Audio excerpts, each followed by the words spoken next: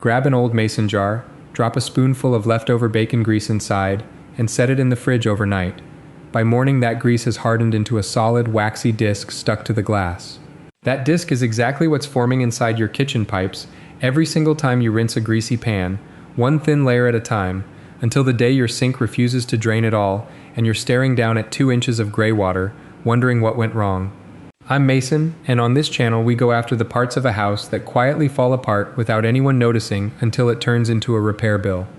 A clogged drain sits near the top of that list, and the fix I'm handing you costs about as much as a value meal, works on the exact same chemistry as the harsh stuff under your sink, and won't touch your pipes the way that harsh stuff will. Before I show you what it is, if you want more of these house fixes landing in your feed, tapping subscribe helps more than you'd think, and it costs you nothing. So let's talk about what's actually happening inside that pipe, because once you understand the mechanics, the fix makes a lot more sense. Almost every slow kitchen drain I've ever dealt with comes down to the same culprit: grease. Plumbers lump fats, oils, and grease together and just call it fog. Every time you rinse a pan that had bacon, butter, or cooking oil in it, that fat goes down the drain looking like nothing more than warm, harmless liquid. It isn't. The second that warm fat hits the cooler metal or plastic further down the line, it behaves the same way water vapor behaves against a cold window in winter. It doesn't just pass through, it condenses. It clings to the surface and hardens there. Now stretch that out over months. Every dish you wash after that adds a little more film on top of the last layer.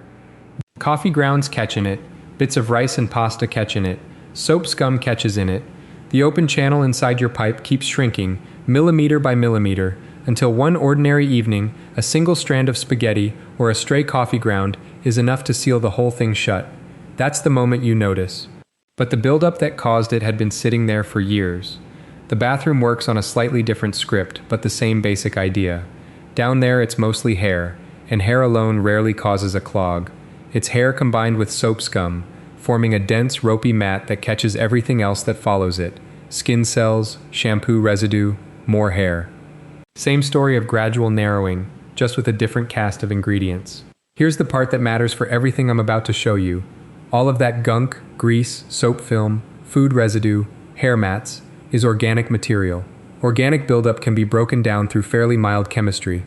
It doesn't require anything close to industrial strength, and yet walk into the cleaning aisle of any store and the products marketed at you for this exact problem are anything but mild. You'll typically find 2 families of heavy-duty drain cleaner. One is built around sulfuric acid, and a bottle of the strong stuff can run you anywhere from $30 to nearly $80. The other is built around sodium hydroxide, the same caustic compound used in old-fashioned soap making, sold under a dozen different brand names. Here's the detail that almost never makes it onto the label in plain language. Both of these work in part by generating serious heat. When concentrated lye hits water and grease inside a plastic trap, that reaction can climb toward the boiling point right there inside your pipe. That matters because of what your pipe is actually made of. Standard white PVC drain pipe begins to soften at roughly 140 degrees Fahrenheit. That's its practical ceiling. Straight boiling water off your stovetop runs 212 degrees. A caustic reaction cooking away anywhere close to that number, trapped inside a few inches of plastic tubing, can warp joints, soften seals, and on older chrome or galvanized pipe, it can pit the metal outright over repeated use. The acid version is arguably rougher still, since it attacks metal directly rather than through heat alone. And here's a scenario worth sitting with for a second. What happens when that harsh chemical doesn't fully clear the clog, which happens more often than the commercials let on? You're left with a sink full of standing water that now has a dose of acid or lye dissolved into it, just sitting there. Hold on to that image, because it comes back later and it's the entire reason behind a detail almost nobody talks about: why some plumbers will hit you with an extra charge or outright decline the job the moment they learn a bottle of drain cleaner already went down that pipe. But before we get to that payoff, let's get into the fix itself, because a $5 box sitting on the very same store shelf handles this job just as effectively, without the heat, without the fumes, and without slowly eating away at the plumbing you're trying to protect. The box I'm talking about is sodium carbonate, sold in the laundry aisle as washing soda, sometimes labeled super washing soda. Don't confuse it with baking soda sitting one shelf over. Baking soda is sodium bicarbonate, a much milder compound, and that classic vinegar and baking soda volcano everyone's tried at some point does almost nothing against a real grease clog. Washing soda is the stronger relative, and the reason it works is worth understanding, rather than just taking on faith. Washing soda is alkaline, not violently so, but enough to matter. When that alkaline solution sits in contact with a grease clog for a while, it triggers a reaction called saponification. That word sounds clinical, but the process is simple. It converts fat into soap. The grease stops being a sticky, water-repelling plug and turns into soap that rinses away with the next flush of water. It's the identical chemistry that's been used to make soap for centuries, just redirected at the inside of your pipe instead of a mixing kettle. What makes this the better choice isn't just that it works. It's that it works at a strength suited to organic buildup without going anywhere near the extremes that damage your plumbing. It doesn't trigger that violent heat spike. It doesn't attack metal the way acid does. It's mild enough to be labeled safe for septic systems, which tells you plenty about how far it sits from scorched earth chemistry. And it's been sitting on store shelves since the late 1800s doing exactly this job, long before anyone bottled the aggressive stuff and gave it a menacing name. Let's put the actual costs side by side, because the math tells the whole story. A box of washing soda runs somewhere around $4 to $5 and gives you close to a dozen full treatments, which works out to roughly 50 cents per use. A bottle of name brand chemical cleaner runs anywhere from about $5 for a small bottle up past $20 for the large size, and most bottles only cover 1 or 2 uses before you're buying another. Skip both and call a plumber for a straightforward kitchen grease clog, and you're generally looking at $150 to $300 for the visit, more if they need specialized equipment. 50 cents, $20, or $300, and the cheapest option is also the gentlest one on your house. That's worth sitting with for a moment. Now here's exactly how to put it to work, and none of these steps require anything you don't already own. Begin by clearing out standing water if your sink is already backed up. Scoop most of it out with a cup or small container first.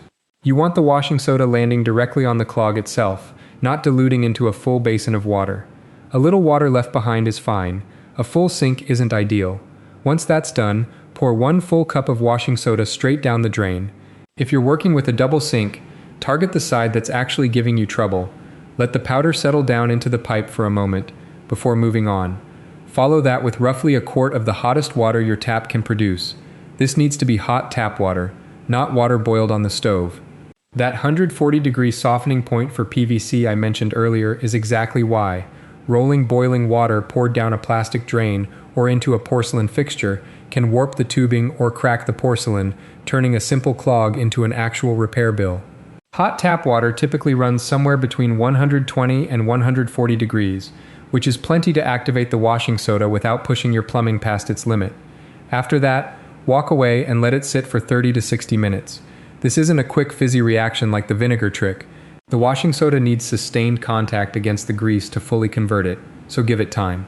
On a stubborn, long-neglected clog, leaving it even longer works in your favor. Finish by flushing the drain through with more hot tap water and watching how it drains. A light clog usually clears in 1 round. A serious grease plug built up over years might take 2 full rounds, or even a second dose left overnight. That's completely normal.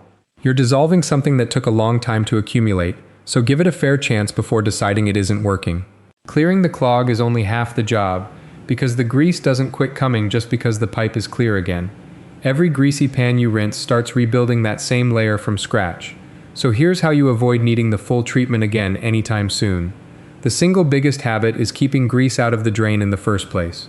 Bacon fat, pan drippings, leftover cooking oil, none of it should go down the sink while it's warm and liquid, because it won't stay that way. It hardens the moment it hits cooler pipe further down, exactly like we walked through earlier.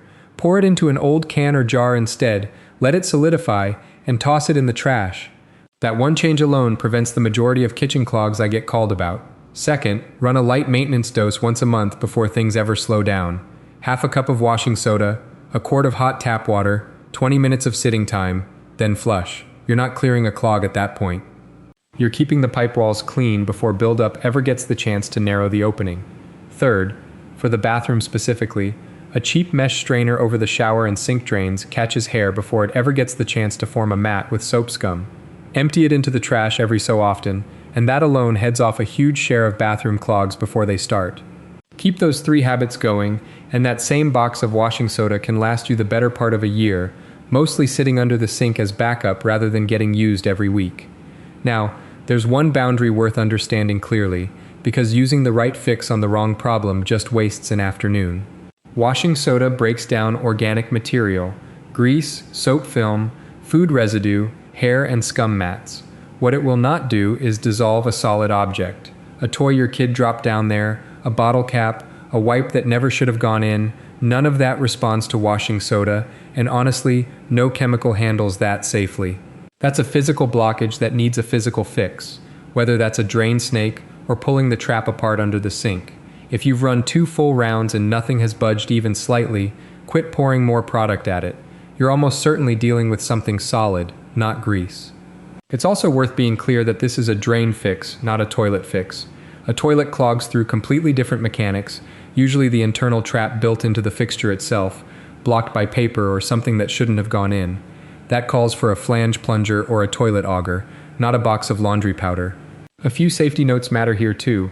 Never combine washing soda with anything else in that drain. Don't layer it on top of vinegar, and don't mix it with bleach. Most importantly, never pour it into a drain that already has a commercial chemical cleaner sitting in the standing water. You truly have no way of knowing what reaction you're creating when you start combining unknown chemistry inside a pipe you can't see into.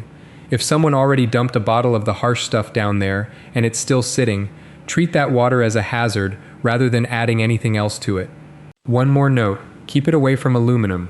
Washing soda is alkaline, and alkaline solutions react with aluminum fixtures and cookware, so avoid aluminum sink components entirely.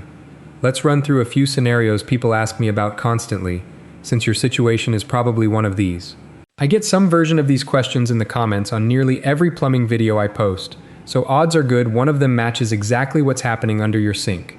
If your drain runs slow but hasn't fully backed up yet, that's actually the easiest case and the best possible time to use this.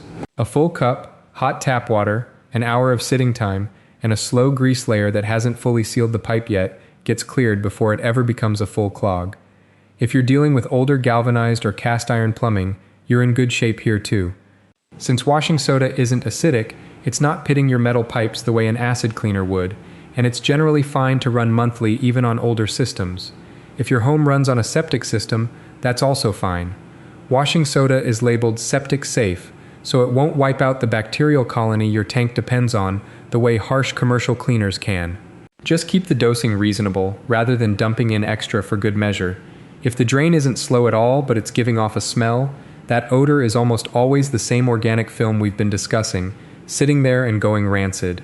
The same treatment applies. Half a cup, hot water, some sitting time.